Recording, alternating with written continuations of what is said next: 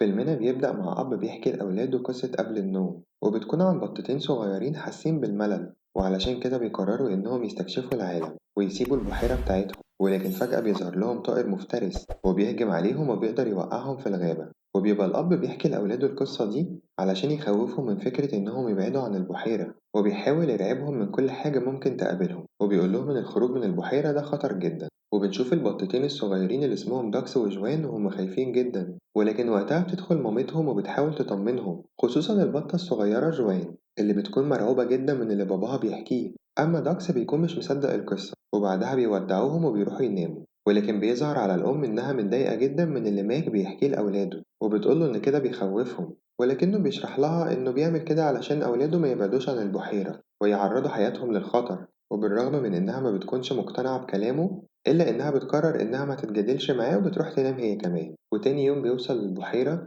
مجموعة من البط المهاجر، فبتتحمس بام جدا وبتطلب من ماك إنهم يروحوا يتعرفوا على مجموعة البط دي، ولكن في الوقت ده بيكون داكس وجوان سبقوهم وراحوا للبط علشان يرحبوا بيهم في البحيرة. وبالصدفة بيخبط داكس في بطة لطيفة وبيعتذر لها فبتعرفه بنفسها وبتقوله إن اسمها كام، وبتفهمه إنها هي وعيلتها متجهين للجنوب علشان يزوروا منطقة اسمها جامايكا، وبتقوله إن المميز فيها إن المية بتاعتها بتنور. وبتستغرب جدا لما بتعرف إن داكس هو وعيلته مخرجوش خالص قبل كده من البحيرة، فبتتحمس وبتطلب منه إنه يجيب عيلته ويهاجر معاهم وبتسيبهم علشان تروح تعرف باباها. ولكن فجأة بيجي ماك وبيزعق لداكس وجوين لأنهم مشيوا من غير ما يعرفوهم، وبترجع كام ومعاها باباها اللي بيسأل ماك وبيقوله إذا كانوا حابين ينضموا ليهم ويهاجروا معاهم، وبيعرفوا إنهم متجهين لجزيرة جامايكا. فبتتحمس بام جدا هي والبطتين الصغيرين وبيكونوا عاوزين يروحوا معاهم، ولكن للأسف بيرفض ماك الفكرة وبيشكرهم على العرض وبيسيبهم ويمشي. فبيستغربوا كلهم من رفض ماك ولكنهم في الآخر بيودعوهم وبيمشوا.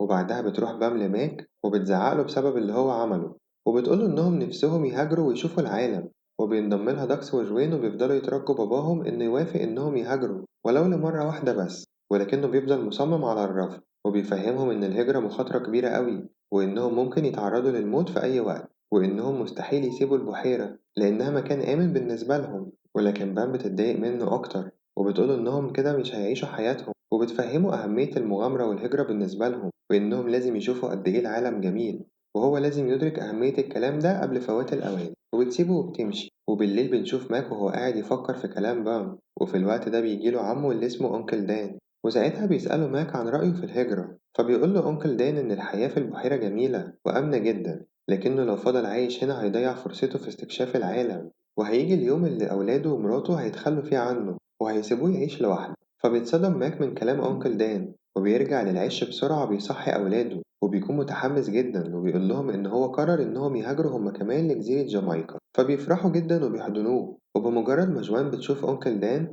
بتروح تطلب منه إن هو يهاجر معاهم لجزيرة جامايكا، وبالرغم من إنه بيكون رافض الفكرة إلا إنها بتفضل تتحايل عليه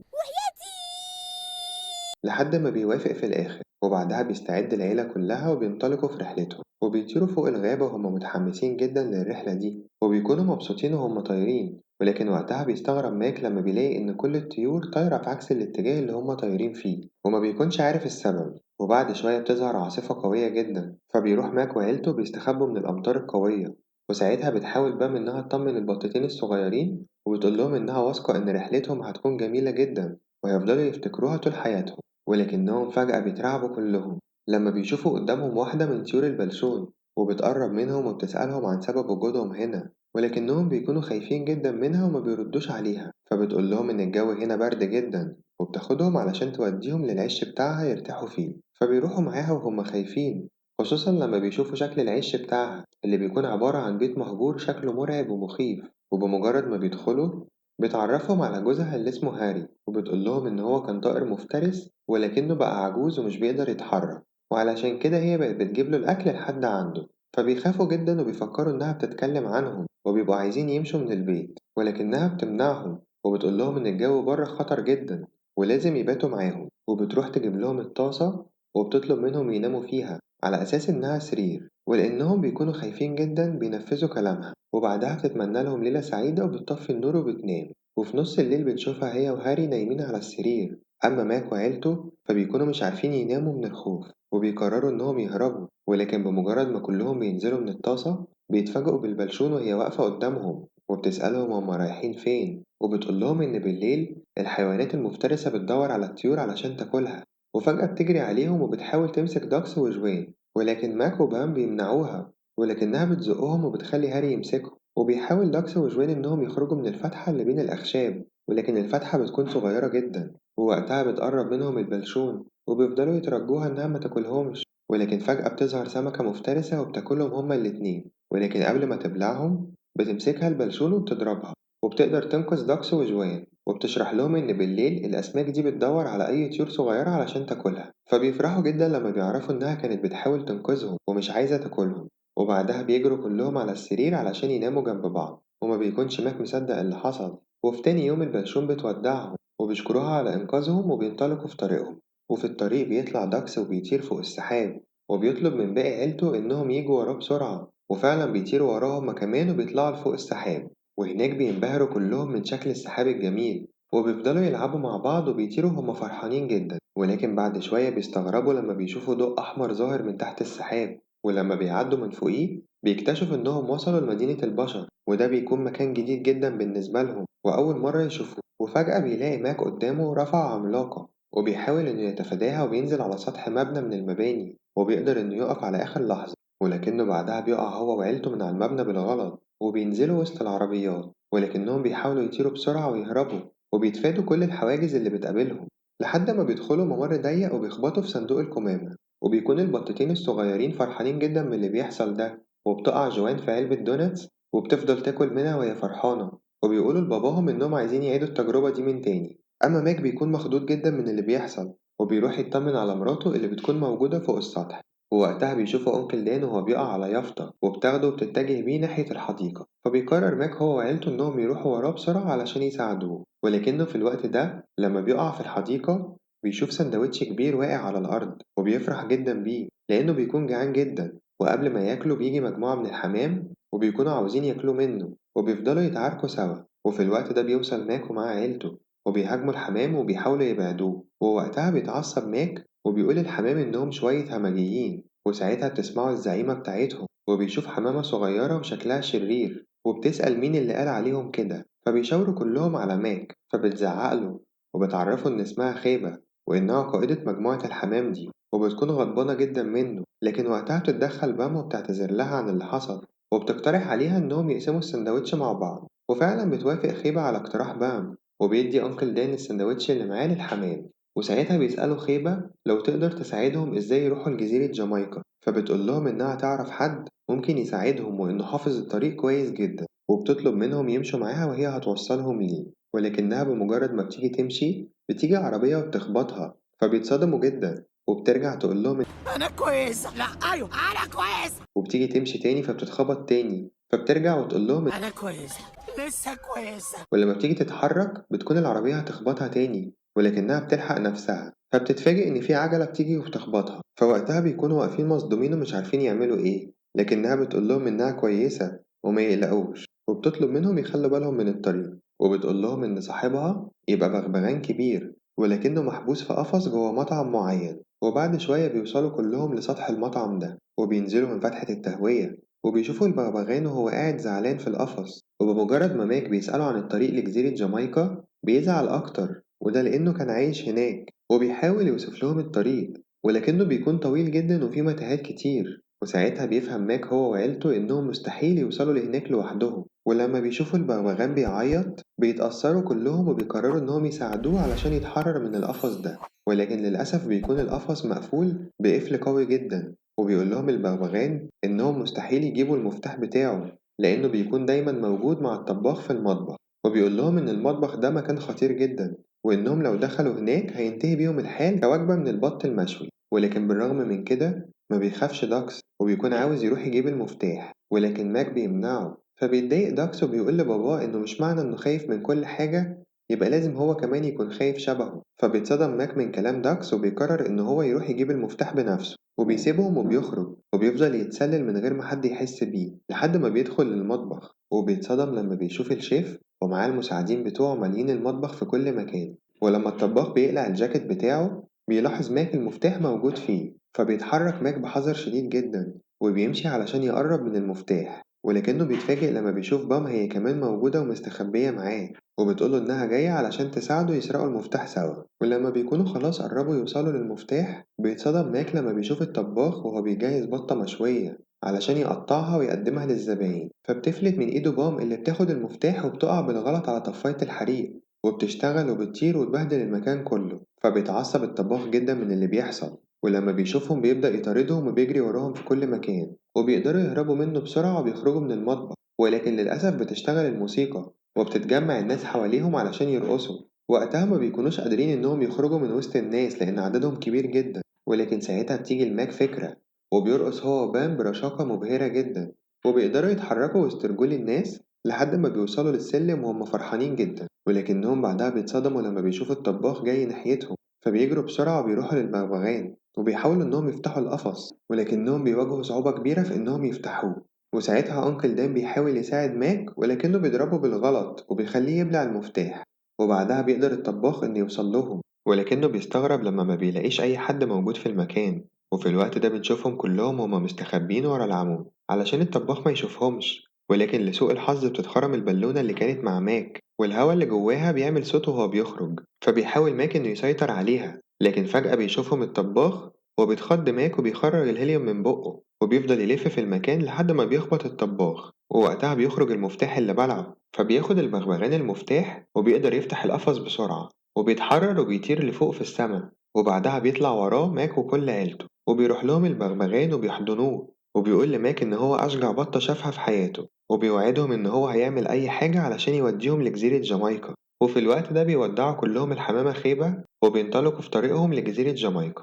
وفي تاني يوم بيكونوا طايرين وهم متحمسين جدا، ولكن جوان بتقول إنها عاوزة تروح للحمام، فبيضطروا كلهم إن ينزلوا يستنوها لحد ما تخلص. ولكن فجأة بتصرخ جوان وبتقول لهم إن في حد بيبص عليها، وبيتفاجئوا بوجود رسمة لطائر موجود على باب في مكان غريب جدا. ولما بينزلوا كلهم من الباب ده بيستغربوا مجموعة من الطيور وهما بيعملوا تمارين، وبمجرد ما الطيور دي بتشوفهم بتجري عليهم، وبيجي الزعيم بتاعهم وبيرحب بماك واللي معاه وبيعرفهم بنفسه، وبيقول لهم إن اسمه جوجو، وبيقول لهم إن هم عايشين في مزرعة كبيرة وإن في 2 من المزارعين الطيبين بيهتموا بيهم. وبيقطع كلامهم الاتنين المزارعين دول لما بيجوا يفتحوا باب الحظيرة، فبيخرج كل الطيور وهم فرحانين. وساعتها بينبهر ماك واللي معاه لما بيشوفوا المزرعة اللي بتكون عبارة عن ملاهي للطيور وفيها كل أنواع الأكل اللي بيحبوه. فبيقرروا إنهم يقضوا اليوم كله في المزرعة ويستمتعوا بوقتهم فيها، وبينزلوا يعوموا في المية وهم فرحانين جدا. ولكن داكس بيسمع صوت شاحنة بتقرب وبيقرر إنه يروح علشان يتفرج عليها، ولكنه وقتها بيتصدم لما بيشوف الطباخ اللي كان بيطاردهم وهو نازل منها. وبنعرف إن الطباخ بيدي فلوس للمزارعين علشان يشتري منه الطيور للمطعم بتاعه، وبيكون الطيور مقتنعين إن المزارعين بيكافئوهم وهيطلعوهم رحلة. فبيجري داكس بسرعة وبيروح لجوجو وبيحاول يمنعه من إنه يركب العربية دي، وبيشوفهم ماك وبيستغرب من تصرفات داكس وبيروح علشان يفهم إيه اللي بيحصل. وبمجرد ما بيشوف الطباخ بياخد داكس وجوجو بسرعة وبيستخبى، وبيطلب من داكس إنه يرجع لمامته بسرعة عقبال ما يفهم جوجو اللي بيحصل. ولكن داكس ما بيسمعش الكلام وبيروح علشان يحذر باقي الطيور اللي بيكونوا كلهم ركبوا العربية. وفجأة بيوصل الطباخ وبيدوس على أجنحة داكس اللي بيخاف جدا لما بيتقطع الريش بتاعه، وساعتها بيثبتوا الطباخ في الأرض باستخدام الشوكة، وما بيكونش داكس قادر إنه يحرر نفسه. ولما بيشوفوا ماك بينقض على الطباخ وبيهاجمه وبيقدر يحرر داكس، ولكن للأسف الطباخ بيحاصرهم هما الاتنين. وقبل ما يموتهم بيطلب ماك من كل الطيور إنهم يخرجوا من العربية بسرعة،